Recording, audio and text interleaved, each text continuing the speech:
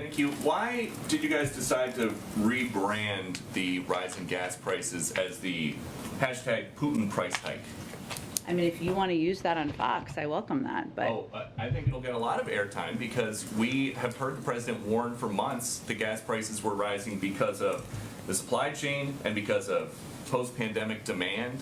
If you guys knew for months that this was going to be the hashtag Putin price hike, why are we just hearing that now?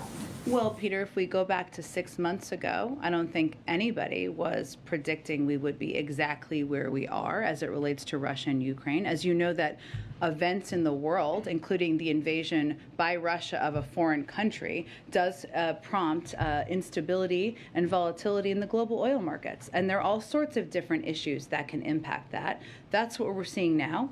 Outside economists and analysts have conveyed and said publicly that Russia's invasion, Russia's buildup of troops, President Putin's decision to do that very early this year led to a lot of the instability and volatility in the oil markets. You don't have to take my word for it. So therefore, if President Putin's buildup of military troops is leading to volatility and an increase in oil and prices, hence you have a Putin gas price pump. Okay, you and the president are both talking.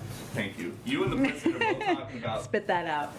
You and the president are both talking about producing energy here, saying that oil and gas companies have 9,000 permits to drill now. They could be drilling right now.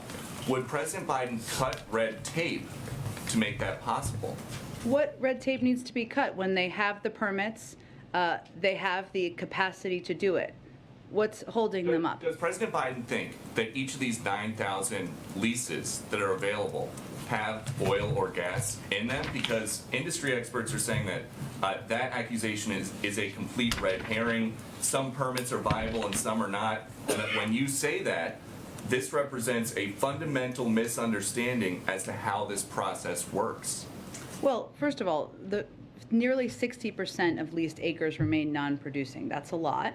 In the range of 20 million acres. So there are 9,000 unused approved permits to drill in. That should not require us inviting them to do that. They should do that themselves. They can't get the additional permits. So would the president? What additional permits do they need? They have the leases are there, the permits are there. I don't think they need an embroidered invitation to drill. They are oil companies. What is happening? The permits have been granted, Peter. What is happening here is that we are seeing these are private sector companies. We recognize that. Many of them are making record profits. We see that. That is all publicly available data.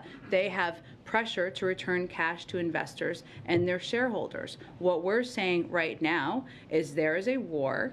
We're asking them to go use the approved permits, use the unused space, and go get more supply out of the ground in our own country. Okay, and then just a quick yes or no, because there's a lot of gray area here. Is a restart of the Keystone XL construction completely off the table as long as Joe Biden is president? Well, why don't you tell me what that would help address? I'm asking you if it is an option. You guys say all options are on the table. Is restarting Keystone construction one of them? If we're trying to bring about more supply, that does not address any problem. It's supply from Canada, a friendly ally, instead of Saudi Arabia. We're already getting that oil, Peter. It's the pipeline is just a delivery mechanism. It is not an oil field, so it does not provide more supply into the system. It does not address. Is it possible that Joe Biden will ever say, you guys can go ahead with construction of Keystone XL? There's no plans for that, and it would not address any of the problems we're having currently. Go ahead. And we're going to have to wrap up soon.